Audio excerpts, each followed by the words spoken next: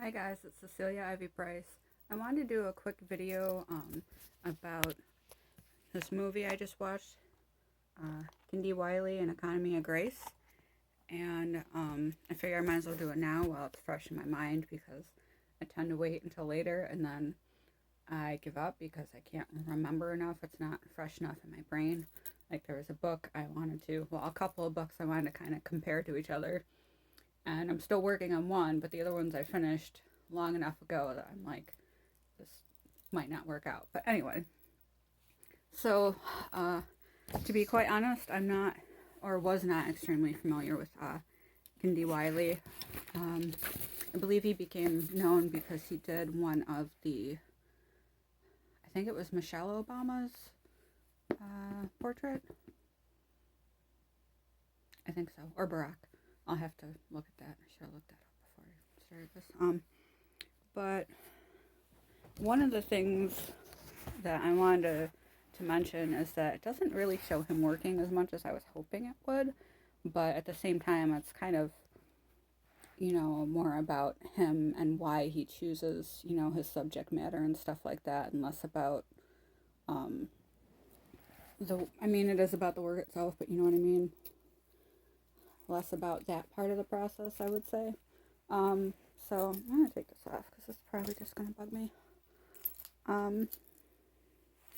So some of the questions and things that I wanted to mention, because like I said, it wasn't as much about him physically working as I kind of hoped it would be about. There's a part in there where they show him at a barber and stuff like that.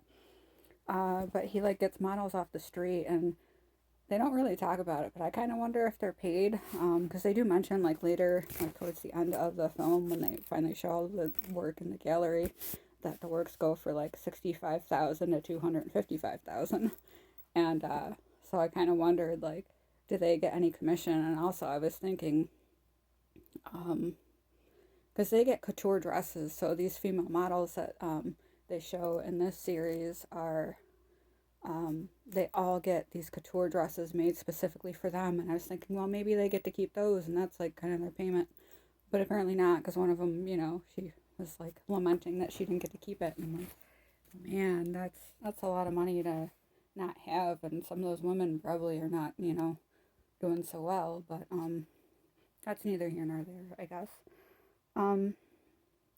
So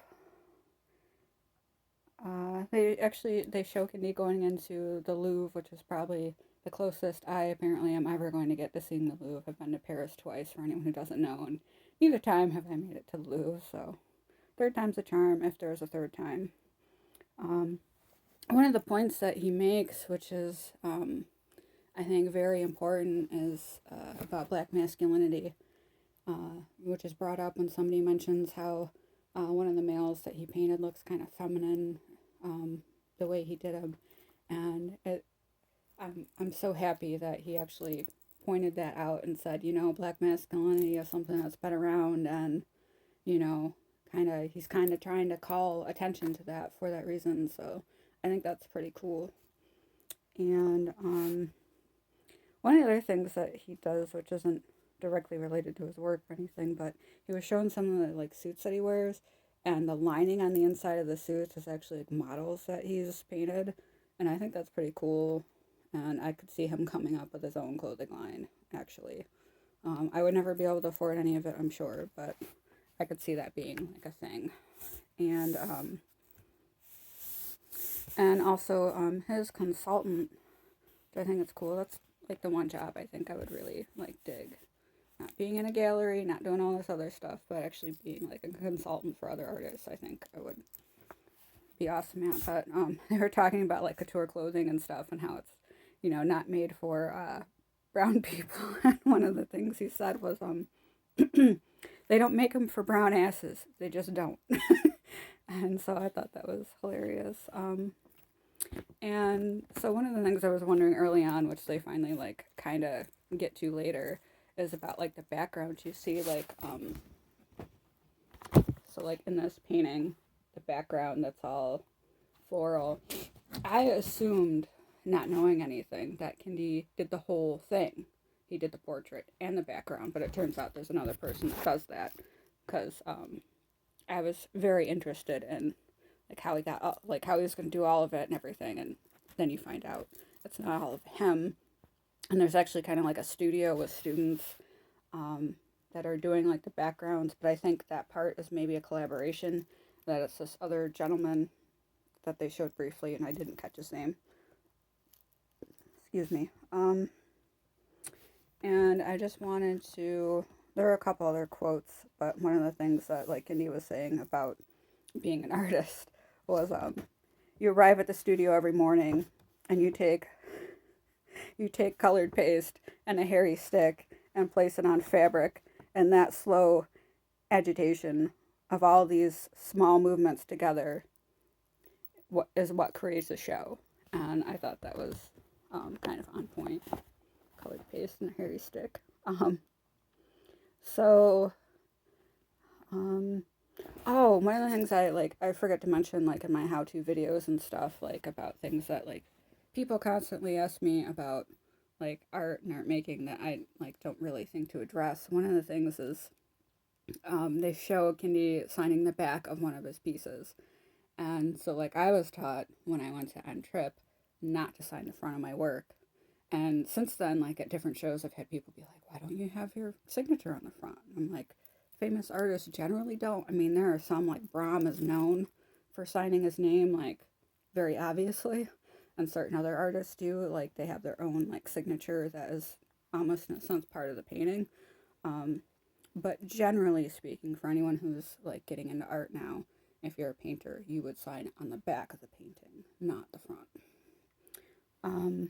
But I also think with this day and age, with how many, like, people that just download and copy and try to pass stuff off as their own, I feel like it would make more sense to continue, like, doing it on the front. I generally still do.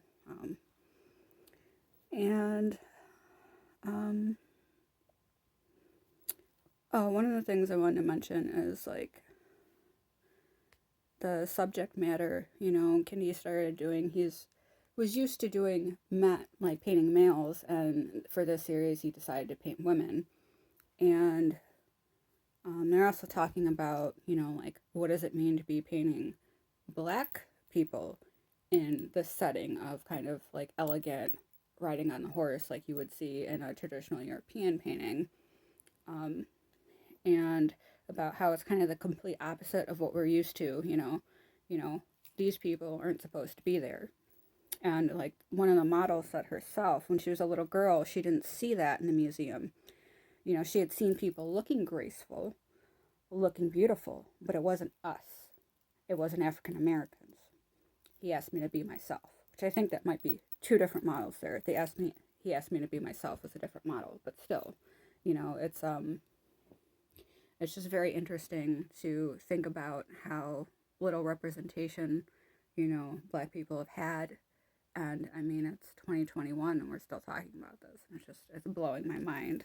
Although, I don't know exactly when this movie came out. 2014. So it's been a few years, but still, even in 2014, we're talking about like lack of representation, and it's not really getting that much better. I mean, slowly, but little by little. And, that black body is, in a public space. It's basically, we're starved for that, and we need more of that. And his work is kind of a transformation into talking, being able to open this discussion about that. And, people are hungry for beauty, to be beautiful and to be recognized as such, as Kehinde said himself. So, I'm hoping with, more movies like this and more artists like this that, things change in the future.